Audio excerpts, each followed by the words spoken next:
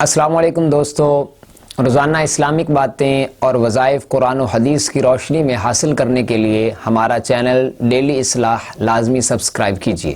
بسم اللہ الرحمن الرحیم، نحمدہ و نصلی علی رسولہ الکریم، اما بعد فاعوذ باللہ من الشیطان الرجیم، بسم اللہ الرحمن الرحیم۔ حضرت سہل بن سعد رضی اللہ تعالیٰ عنہ فرماتے ہیں کہ بی بی حضور کی بارگاہ میں تشریف لائی اور آ کر عرض کرتی ہے، یا رسول اللہ صلی اللہ علیہ وسلم، میں جب بھی آتی ہوں آپ یہی کرتا پہنا ہوتا ہے،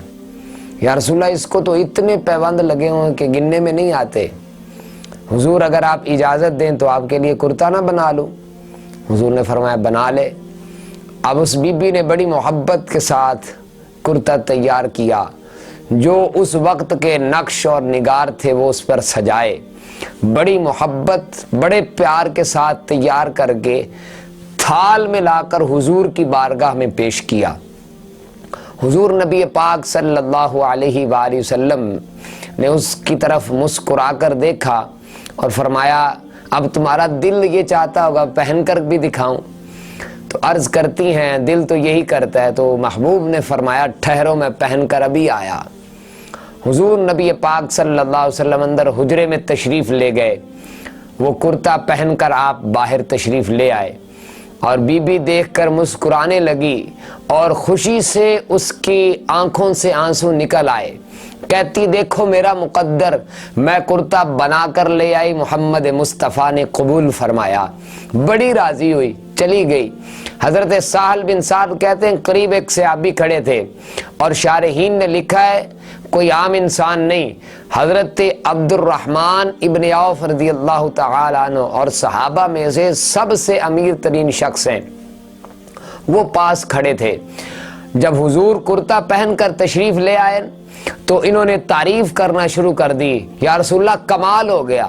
یا رسول اللہ بڑا خوبصورت لگ رہا ہے، بہت پیارا لگ رہا ہے، یا رسول اللہ اس کی محبت کی بھی انتہا نہیں، اور اللہ نے جو رنگ روپ آپ کو عطا کیا ہے اس کی بھی کیا بات ہے، کیا بات ہے یا رسول اللہ اتنا پیارا لگ رہا ہے۔ تو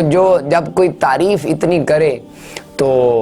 اس کا مقصد یہ ہوتا ہے کہ ہر تعریف کرنے والے کی اپنی اپنی نیت ہوتی ہے۔ تو حضرت سہل بن سعد رضی اللہ تعالیٰ عنہ کہتے ہیں جب اتنی تعریف کی نا تو حضور نے فرمایا تمہیں پسند آ گیا ہے، تمہیں دے دوں؟ تو عرض کرتے ہیں یا رسول اللہ ہاں جی پسند آ گیا، تو فرمایا تمہیں چاہیے؟ اگر مہربانی ہو جائے تو یا رسول اللہ کیا بات ہے؟ تو حضور صلی اللہ علیہ وآلہ وسلم اندر تشریف لے گئے حجرے میں، وہی پرانا کرتا آپ نے پھر پہنا اور یہ لا کر اس کو دیا، فرمایا وہ بھی راضی ہو گئی، اب تو بھی راضی ہو جا، جا یار تو بھی لے جا۔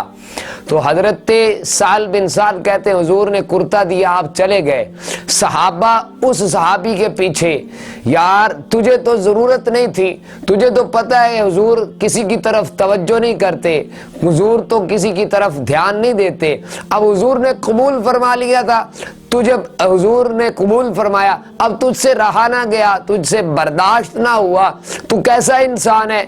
تو جب لوگوں نے یہ گفتگو کی تو حضرت عبد الرحمن ابن عوف کی آنکھوں سے آنسو چھلک پڑے، وہ کہتے ہیں میرے بھولے دوستو تم بھول گئے، تم کیا سمجھتے ہو کہ میں نے اس لیے لیا